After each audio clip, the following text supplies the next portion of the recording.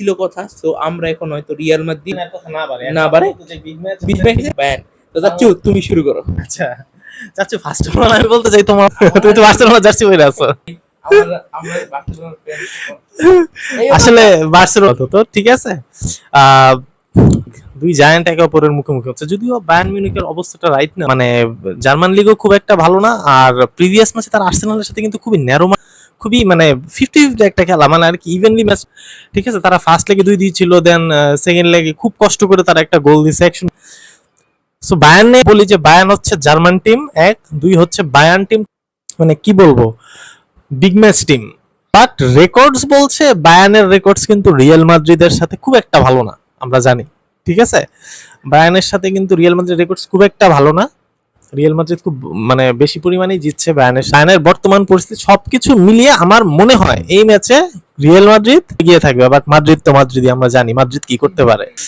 Manchester সিটির সাথে দেখেছি আমরা। যদি একটু হ্যাঁ 11টা যদি একটু বলি, তাদের গোলকিপারে মোস্ট প্রবাবলি ম্যানুয়েল নয়ার। ঠিক আছে, তাদের মেইন যে সেন্টার ব্যাক ম্যাথিস ডি লিক্ট আছে। ঠিক আছে, তাদের সাথে এরিক ডায়ার আছে, কিমিচ ডিফেন্সিভ মিডফিল্ড পজিশনে অলরাউন্ডার, মানে ক্রিকেটের সাকিব আল হাসান আমরা জানি। হ্যাঁ ঠিক আছে, কামাভিঙ্গা কিমিচ হচ্ছে এই টাইপের প্লেয়ার। ঠিক আছে, attacking mid, defensive mid, centre mid, লেফটে খেলতে পারে।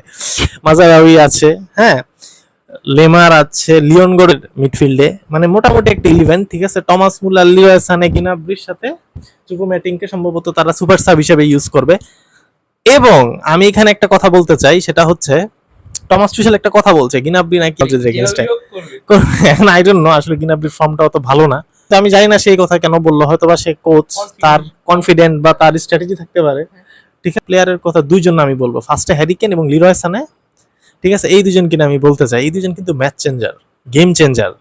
Specially Harry Kane well and truly striker, মানে একজন নাম্বার 9 এর যা হওয়া লাগে একদম পরিপূর্ণভাবে তার সবে তার আছে, তার শুধু ভাগ্যটাই নেই হয়তো বা ট্রফি জিতার। এই গত লাস্ট ম্যাচে সে 2 গোল করছে। ঠিক আছে, তো সবকিছু মিলে আসলে, এবং লিরয় সানে কিন্তু খুব দুর্দান্ত ফর্মে আমরা দেখছি, আর্সেনালের সাথে সে দুর্দান্ত একটা পারফরমেন্স করে দিছে। তো হ্যারি কেন এবং লিরয় সানে ছাড়া কিমিচ আছে। ঠিক আছে, তার গো টু প্লেয়ার, বায়ার্নের কিন্তু গো টু প্লেয়ার অনেকেই আছে। ঠিক আছে, মুসিয়ালা আছে। ঠিক আছে, হ্যাঁ মুসিয়ালা সম্পর্কে বলবো, সে খুবই ভালো ড্রিবলিং করতে, মানে প্লেমেকিং করতে পারে। এখানে কিন্তু তার একটা প্রবলেম থাকার কথা। ঠিক আছে, যে উইঙ্গার, প্লেমেকার, ঠিক আছে, সবকিছু মিলায় তাদের মুলার আছে খুবই। বাট আমি হ্যারি কেনের কথা আমি বলবো। ঠিক আছে, মানে আর কি দক্ষ স্ট্রাইকার। এন্ড হ্যারি কেন কিন্তু এবং রুডিগারের ক্ষেত্রে এখানে কিন্তু স্ট্র্যাটেজি খাটাইতে হবে, মাথা খাটাইতে হবে, এবং কোচেরও কিন্তু অনেক কিছু মানে বুঝার আছে। কারণ আর্লিং হল্যান্ড একেবারে কি বলবো, রোবট তো রোবটই হয়েছিল, স্টিলই হয়েছিল। ঠিক আছে, কোনো নড়াচড়া যা হওয়ার ফল আমরা দেখেছি কি হয়েছে, এরকম হবে না। হ্যারিকেন মোটেই এরকম হবে না, এবং হ্যারিকেন কিন্তু মুসিয়ালার যে সাপোর্টটা সেটা পাবে। ঠিক আছে, আমি উইঙ্গারের থেকে বায়ার্নের উইঙ্গাররা একটু, হ্যাঁ ঠিক আছে, তো সেই দিক থেকে আমি যদি মনে বলি, তাহলে এখানে কিন্তু রিয়াল মাদ্রিদকে এক্সাম দিতে হবে ভালো। ঠিক আছে, এটা এবং তাদের এই যে জার্মান মেন্টালিটি, বারবার বলছি। ঠিক আছে, সবকিছু মিলে রিয়াল কাছে মনে হয় এটাই হবে তাদের মানে মেইন 11। যদি মুলার খেলবে না, বা মুলার খেললে মুসিয়ালা খেলবে না, আমার মনে হয় মুসিয়ালাকে স্টার্ট করানো হবে। মুসিয়ালা, সানে, হ্যারি কেন, ঠিক আছে, এই 3 জনকে, আর মুলারকে খেলাইলে সেক্ষেত্রে তারা 2 জন পিভাট নিয়ে, একজন মেইন পিভাট থাকবে, আরেকজন হচ্ছে মানে বক্স টু বক্স থাকবে, লিয়ান গোরেজগা এবং লেইমার। এই ছিল মোটামুটি বায়ার্নের 11টা। ঠিক আছে, এখন চাচ্ছ তুমি রিয়াল মাদ্রিদের 11 কিছু, মানে তাদের সম্পর্কে তো অনেক কিছুই বলা যায়। রিয়াল, তো আমরা রিয়াল মাদ্রিদকে নিয়ে আসি। আসলে এখন রিয়াল মাদ্রিদকে করে কোনো লাভ নেই। এইটা এরকম একটা টিম, কোন ফুটবল বিশ্বে এরকম, যাদের ট্যাকটিক্যাল অ্যানালিসিস লাগে না, তাদের ম্যাজিক সব।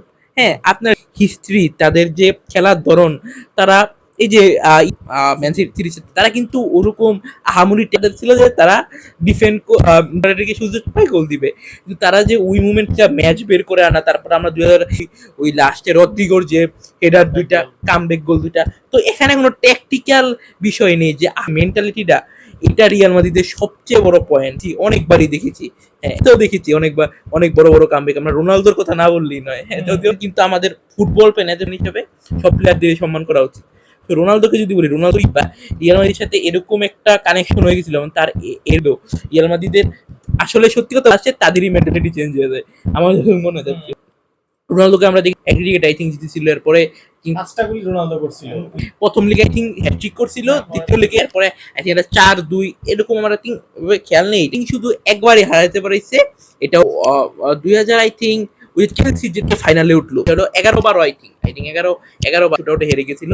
সো এইটা, তো এখন আমি যদি রিয়াল মাদ্রিদকে নিয়ে আসি, 11 নিয়ে আসি, অবভিয়াসলি এই জায়গায় লুনের ছাড়া কোনো অপশন, কেপাকে তো আই থিঙ্ক খেলাবে না, এটা একদম কনফার্ম। ডিফেন্সিভে আছে আমাদের রুডিগার আছে, তারপর আই থিঙ্ক নাচোকে খেলাবে আমার মনে হয়। মিলিটারি স্টার্ট করছে সে ম্যাচে, যে ম্যাচে কে জানি গোল করছিল, আটাগুলোরই গোল করছিল। হ্যাঁ ওই ম্যাচটাতে কিন্তু এটা মিলিটারি স্টার্ট করছে। আমার মনে হয় এখানে এটা মিলিটারি সে নামতে পারে, কিন্তু আমার যেহেতু মনে হয় যে এখন আই থিঙ্ক রিস্ক নেওয়া উচিত হবে না, যেহেতু মানে নাচোকেই খেলাবে, কম্বিনেশন ব্রেক করবে না, কারণ আমরা আগে দেখেছি ডিফেন্স খুব ভালো খেলেছে আগের ম্যাচে। তাহলে তুমি বলতেছো নাচো এবং রুডিগারের কম্বিনেশন হবে। আচ্ছা তাহলে কিন্তু এরা মিলিটাও আছে, মানে তিনজনের থেকে এই দুজন স্টার্ট করবে, এছাড়া কোনো হবে না। সুয়ামিনি কি সেন্টার ব্যাকে আনবে? না না না না, আমার যেমন আর আমাদের কালভারহাল আছে, আর এদিকে আমাদের মেন্ডি আছে। হ্যাঁ, সো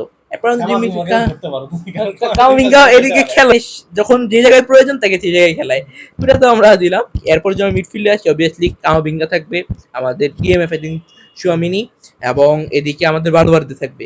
এবং আমরা যদি ফ্রন্ট থ্রিতে আসি, অবভিয়াসলি আমাদের রদ্রিগো এবং বিনি, এবং বিলিং আই থিঙ্ক ফলস লাইনে খেলবে, নাম্বার 10 এ খেলবে, ফলস লাইন স্কোর করবে বা অ্যাসিস্ট করবে বা প্লে মেকিং করার চেষ্টা।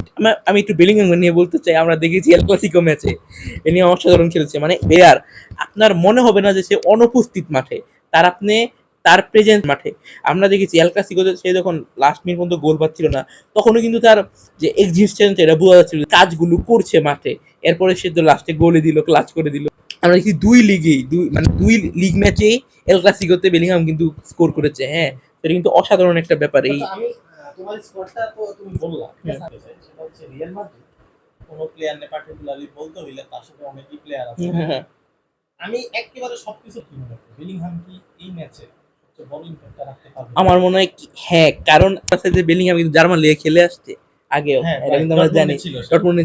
সো এটা কিন্তু একটা বড় ফ্যাক্টর, সে বায়ার্নকে ফেস করেছে আগেও, হয়তো আই থিঙ্ক জিততে পারেনি, বা ধরনটা জানে, তাদের সাথে একটা এক্সপিরিয়েন্স আছে।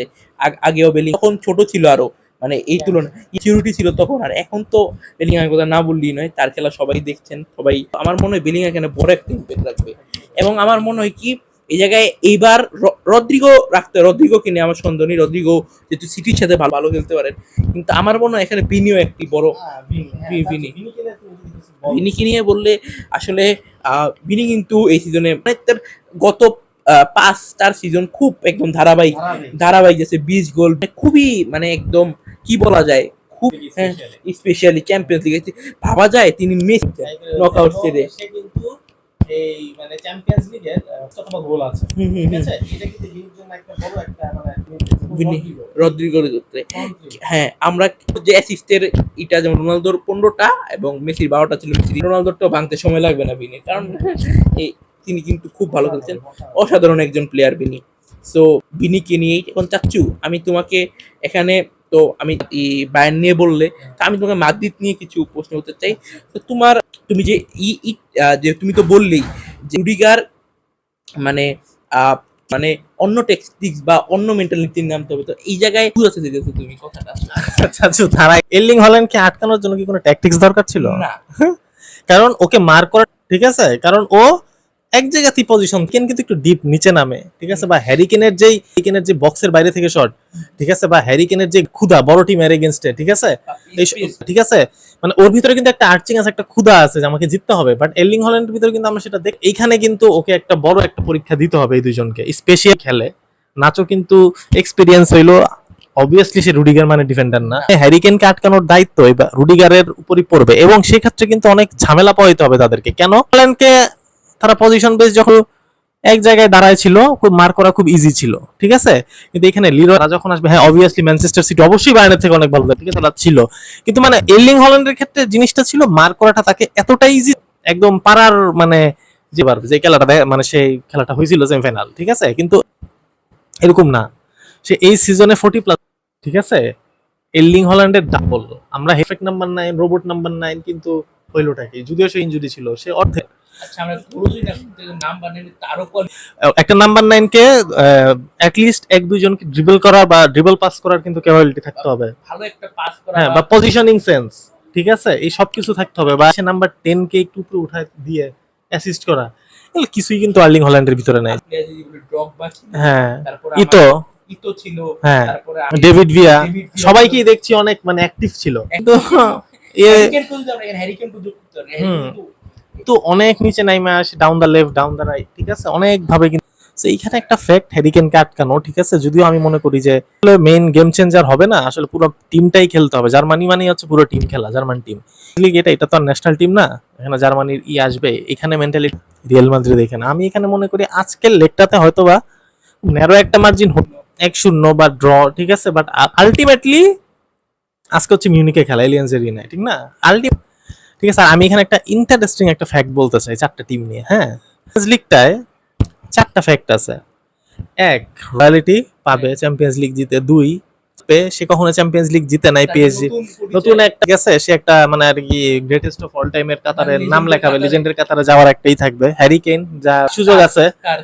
দুই, লুকা মডরিচ এবং টনি ক্রুজকে একটা ফেয়ারওয়েল দেওয়া, মানে এই চ্যাম্পিয়ন্স লিগের সেমিফাইনালে মানে ভক্তদের জন্য সবকিছুই দেখার আছে। এবং আজকের আগামীকালকের ম্যাচটা তো হচ্ছে বায়ার্ন। সো এটা ছিল মানে বায়ার্ন চ্যাম্পিয়ন্স লিগের যে ফ্যাক্ট আর কি, ঠিক আছে। তো এই ছিল মোটামুটি আমাদের রিয়াল মাদ্রিদ কিছুটা এগিয়ে থাকবে ফুটবল খেলা। তো এই ছিল আমাদের মোটামুটি প্রিভিউ। তো আমি শেষ করে ফেলছি ভিডিও, তার আগে কিছু কথা। এখন আমিও প্রিডিকশন দিচ্ছি যে আমার মনে হয় যে রিয়াল মাদ্রিদ জিতবে, মানে আমি ওভারটি বলে দিচ্ছি যে রিয়াল মাদ্রিদ জিতবে।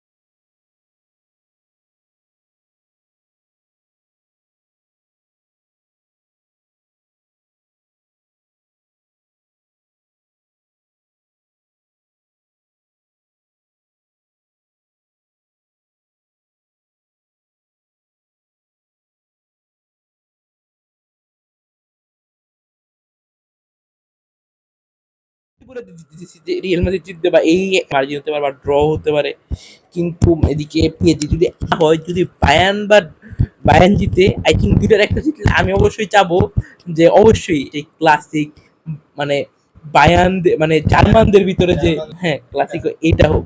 সো শেষ, আপনারা লাইক সাবস্ক্রাইব